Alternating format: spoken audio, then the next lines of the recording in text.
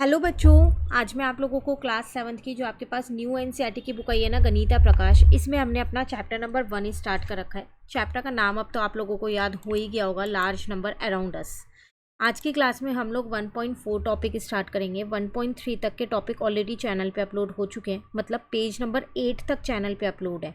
इसके साथ साथ चैप्टर नंबर 2 भी साथ साथ अपलोड हो रहा है चैनल पे, आप उसे भी साथ साथ कर सकते हैं। ठीक है, चलिए अब आते हैं हम 1.4 टॉपिक पे। कह रहे हैं एग्जैक्ट एंड अप्रॉक्सीमेट वैल्यू।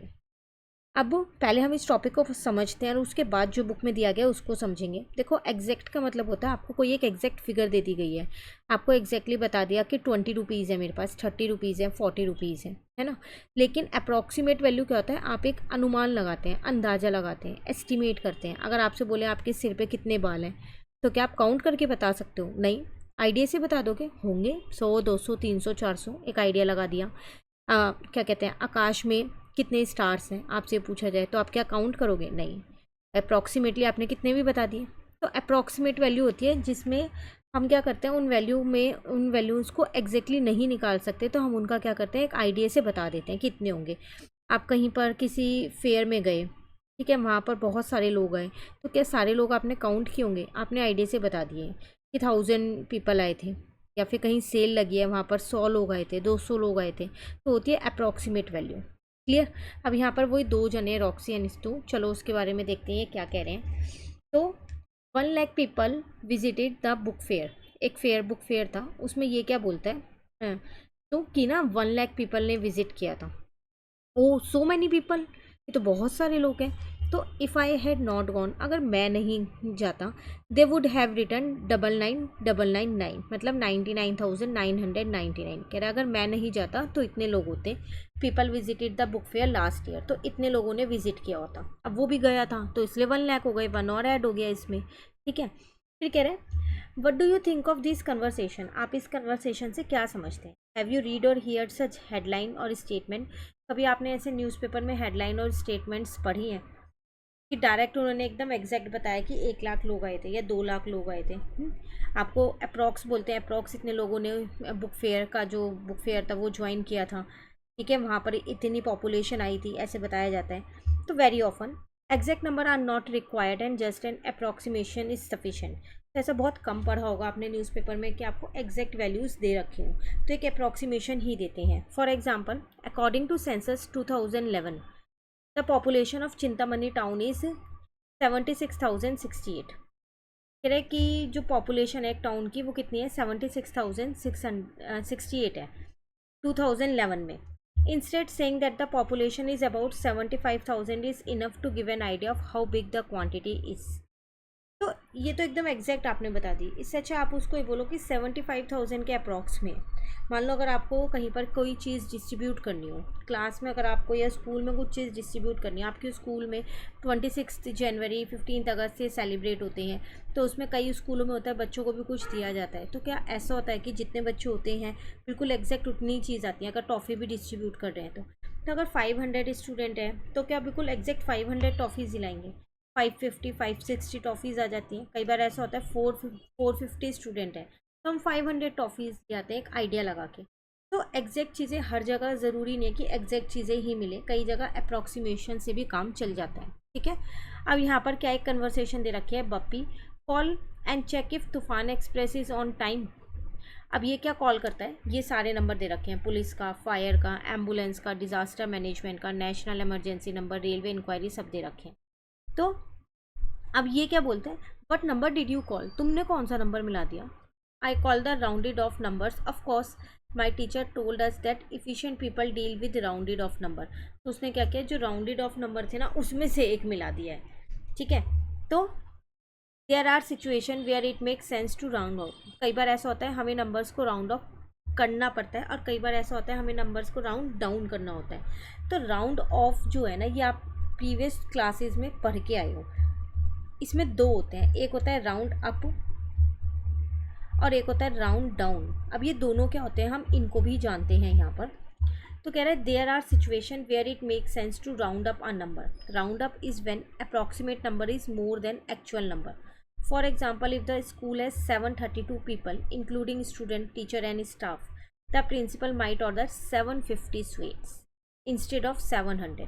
तो 732 है, आपके स्कूल में बच्चे हैं, उन्होंने ऐसा माना कि टीचर स्टाफ वगैरह को मिला के 732 है। तो अब अगर प्रिंसिपल को कुछ मंगाना है तो ऑब्वियस सी बात है वो 700 नहीं मंगवाएगी, क्योंकि वो कम पड़ जाएगा, तो वो 750 मंगाएगी। इसको बोलते हैं राउंड अप करना, आगे आगे की तरफ राउंड ऑफ करना। ठीक है।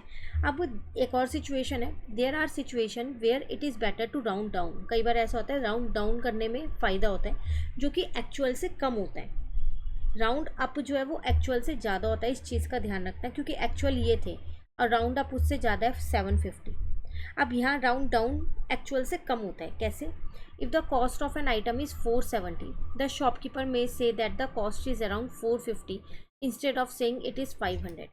मान लो एक शॉप पे आप गए, वहाँ पर उस एक चीज़ आपको पसंद आई, ठीक है, आपने ऐसी 2-3 चीज़ ना आप बार बार पूछ रहे हो कि इसका क्या प्राइस है, इसका क्या प्राइस है, इसका क्या प्राइस है। तो शॉपकीपर एकदम एग्जैक्ट ना बता के सीधा ही बोल रहे हैं हाँ 450 के आसपास होगा, 500 के आसपास है, ये 600 के आसपास है। जब आप कुछ चीज़ फाइनल करोगे तभी वो आपको निकाल के दिखाएगा। तो जब भी आप ऐसा करते हो, आप शॉप पे जाके ऐसा पूछते हो ना, तो शॉपकीपर हमेशा राउंड डाउन करके बताता है। मतलब अगर किसी की कॉस्ट 470 है ना, तो वो 500 नहीं बताएगा, पहले ही आपको ज़्यादा बता दिया तो आप खरीदोगे ही नहीं, आप उसे देखोगे ही नहीं चीज़ को। तो उस केस में वो क्या करता है, पहले से डाउन करके बताता है कि 450 के आसपास होगा। अब देखो 450 और 500 में वैसे देखा जाए तो 50 का ही फ़र्क है, लेकिन पर फिर भी जब भी हम शॉप पे सामान लेने जाते हैं तो हमें ऐसा लगता है हाँ चलो 50 रुपये का तो फ़र्क है ही, इसे देख लेते हैं पहले। जबकि वो एक्चुअल में उसकी कॉस्ट 470 थी, पर आपको देख के अगर पसंद आ जाएगा तो अब आप ले लोगे कि 500 से तो कम ही है ना। अगर वो स्टार्टिंग में 500 बोल देता तो शायद आप उसे चीज़ को निकलवाओ ना कि नहीं हमें नहीं देखनी। तो इसलिए कुछ सिचुएशंस ऐसी होती हैं जिसमें आपने नंबर को राउंड अप करके बोलना होता है, एक्चुअल जो वैल्यू होती है उससे ज़्यादा। पर कुछ सिचुएशंस ऐसी होती है जहाँ पर आपको नंबर को राउंड डाउन करके बोलना होता है, एक्चुअल वैल्यू से कम। क्लियर? चलिए अब नेक्स्ट में यहाँ पर आपसे क्या कह रहा है, think and share situation where it is appropriate. अब कुछ सिचुएशंस आपको बतानी है जिसमें क्या होगा, राउंड अप करना चाहिए आपको, और कुछ ऐसी सिचुएशन जिसमें राउंड डाउन करना चाहिए आपको। कुछ ऐसी सिचुएशन आइदर राउंड अप और राउंडिंग डाउन इज़ ओके, कुछ भी कर लो, अप कर लो या डाउन कर लो, कोई फ़र्क नहीं पड़ता। अब when exact number are needed, 4 case दे रखे हैं, तो आपको चारों में ऐसी ऐसी 1 2 3 जितनी सिचुएशन आप इजीली लिख सकते हो वो सिचुएशंस आपको क्या करनी है, यहाँ पर लिखनी है। क्लियर? तो चलिए अब हम यहाँ पर लिखते हैं। सबसे पहले हमारे को राउंड अप की बोल रखी है, तो पहले हम राउंड अप की लिख लेते हैं। ए पार्ट की मैं यहाँ पर लिख रही हूँ। तो राउंड अप कब करना चाहिए, ordering food for a party. अगर आप किसी पार्टी के लिए फूड ऑर्डर कर रहे हो तो ऑब्वियसली बात है हमेशा ज़्यादा मंगवाओगे, कम नहीं पड़ना चाहिए ना, खाना बच जाए तो चल जाएगा। तो हम यहाँ लिख देते हैं ordering food for a party, इसका फर्स्ट पॉइंट हो गया। और कोई अगर आप प्रिंटिंग सर्टिफिकेट्स, आपको स्कूल में सर्टिफिकेट्स मिलते हैं, याद है मिलते हैं ना, अभी भी मिलते होंगे, पहले भी मिलते थे। तो जब हम स्कूल में सर्टिफिकेट्स मिलते हैं तो ऑब्वियस सी बात है आप इसे पहले से स्कूल वाले प्रिंट करा के रखते हैं ना। तो ऐसा तो नहीं है 400 ही प्रिंट कराएंगे, 500 ज़्यादा करा लेंगे, क्या पता एक बच्चे को 3 सर्टिफिकेट मिल जाए, किसी को 2 मिल जाए, है ना। तो प्रिंटिंग सर्टिफिकेट के केस में भी आप क्या करोगे, ज़्यादा ही लेके चलोगे। क्लियर? अब बी पार्ट देखो, बी पार्ट में आपके पास है राउंड डाउन। तो कस्टमर वाला ही ले सकते हैं, एक तो हम यहाँ पर बजट का ले सकते हैं, बजट कंस्ट्रेंट, मतलब मेरा तो इतना ही बजट है, मैं कहीं पर शॉप पे कुछ लेने जाती हूँ मैं पहले ही बोल देती हूँ भैया मेरा तो ना 1000 रुपये का ही बजट है, तब भी वो मुझे जो कपड़े दिखाता है ना वो 1000-1200 तक में दिखाता है। अगर मैं पहले ही 1500 बोलूँगी तो वो 2000 तक के कपड़े दिखा देगा।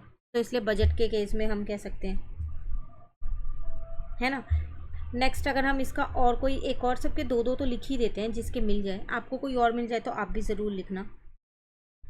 एज के केस में कह सकते हो, या फिर आप यहाँ पर ये लिख दो,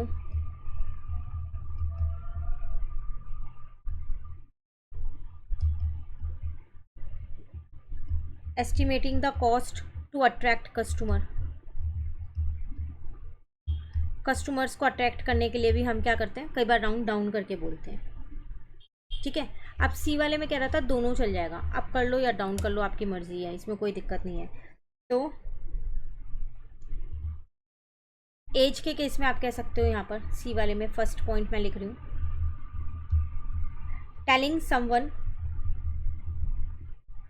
योर एज, ज़्यादा बता दो या कम बता दो, मैटर नहीं करता। 17 है, 18 है, हम 19 है, ठीक है। या फिर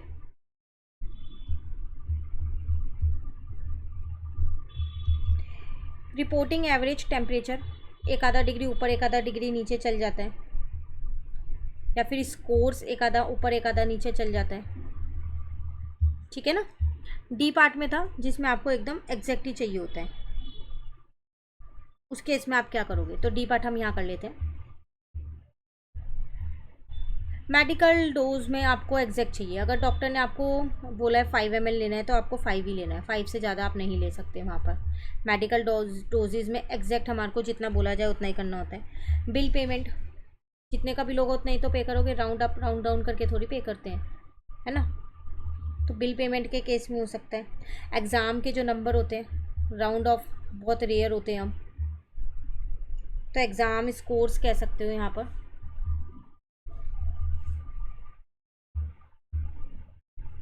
ठीक है, या फिर मार्क्स इन अ टेस्ट कह सकते हो, marks in a test. Clear.